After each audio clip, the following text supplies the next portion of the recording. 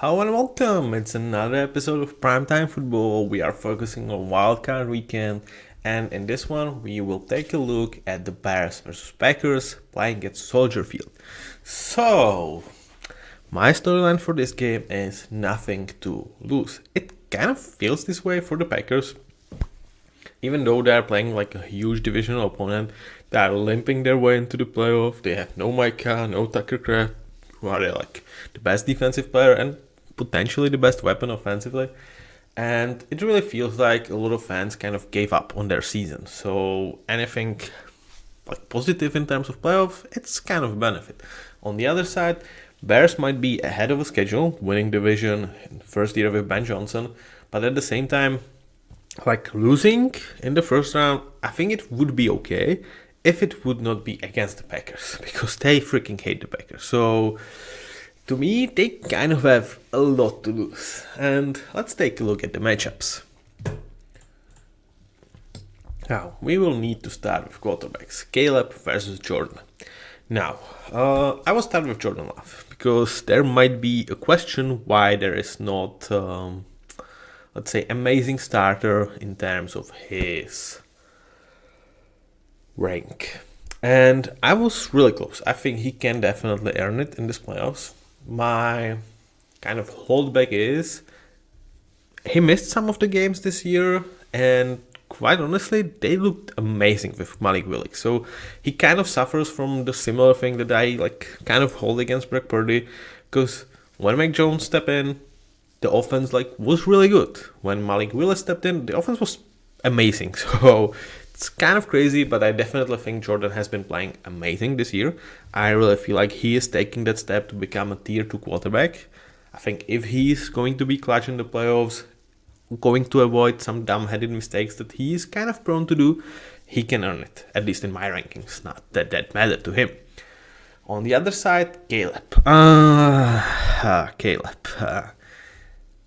Great year for him, undoubtedly. Like Ben Johnson is putting him on the right track, and you can see a lot of tier 1 guy in him.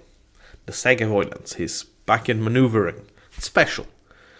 Some of his throws, exciting as hell. But he can also miss so freaking easy throws. So there is danger for everyone involved that he can definitely make the leap to even an elite starter next season. He can do it. The talent is there, he has all the abilities, he just needs to showcase them consistently, which has been a problem for him. The whole offense can disappear for half, and yes, they've managed to win a lot of close games, and in a lot of them Caleb was the engine for that.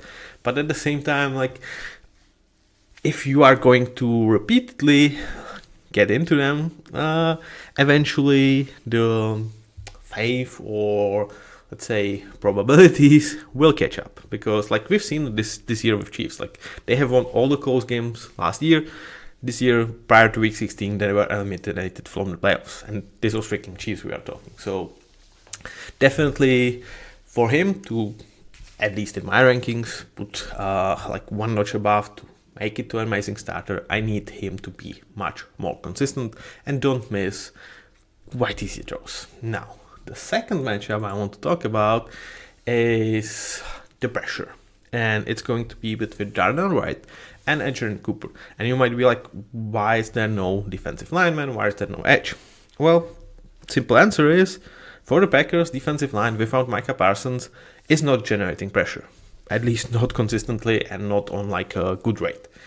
I feel like if Packers want to have a good chance in this game, Edge Cooper needs to be on the forefront of that. He's special blitz threat, and I think that's the way how you can disrupt this offensive line, which is functioning very well. Darnell Wright, Joe Tooney, we'll talk about them.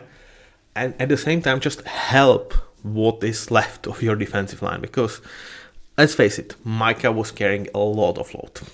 And towards Edge, another year in the league, another great season. I think he's absolutely deserving to be recognized, potentially top 10 linebacker. I get that he's not necessarily as well-rounded as, for example, Fred Warner, because there's only one Fred Warner. But what he does, what he brings to this defense, I think it's kind of special. On the other side, Darnell Wright. He's ascending to be, like a lot of people, when Ben Johnson took this job, it's like, okay, Caleb, obviously, but at the same time, he has his Penei Sewell in Darnell Wright. And I think the comparison is absolutely there. And Darnell is not on the level of Penei Sewell, don't worry, but he's getting there. Like, he is really improving year in, year out. And he could be very well regarded as like top 5 right tackle easy right now. And potentially even fight Penei Sewell for the crown. Lane Johnson, I think the top 3 next year. I would probably bet some of my money that these are going to be the top 3 right tackles in the game. Now, he is young. It's his first playoff game. And, as I'm talking about, Packers probably need to be a lot creative. So, can he withstand that? We will find out. Now, for the last matchup, Jalen Johnson versus Christian Watson. Christian Watson is very interesting story, and I'm like so happy that he's managed to stay reasonably healthy for him this season. And for him, like, I don't know, he played like 12 games, 13 games. That's reasonably healthy for Christian Watson, because the expectation was like, if he can play 5 games, that's good. I don't know if his body can hold next couple of years, but for this game, he should be ready.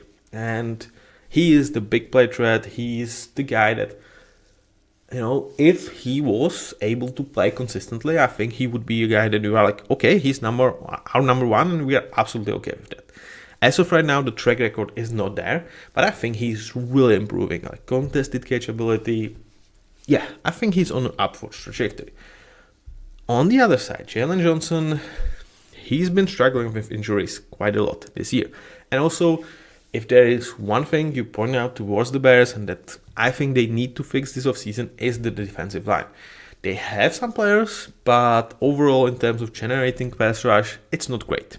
And obviously when your defensive line is not generating pressure, it means the quarterback has more chance to throw, more time to throw, and even great corners like Jalen Johnson can struggle more.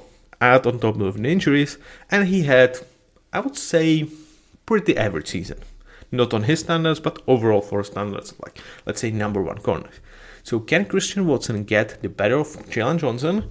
That could be also what swings this game. At the end of the day, who do I trust more in this situation? It's really hard. I mean, this could really go either way in my eyes.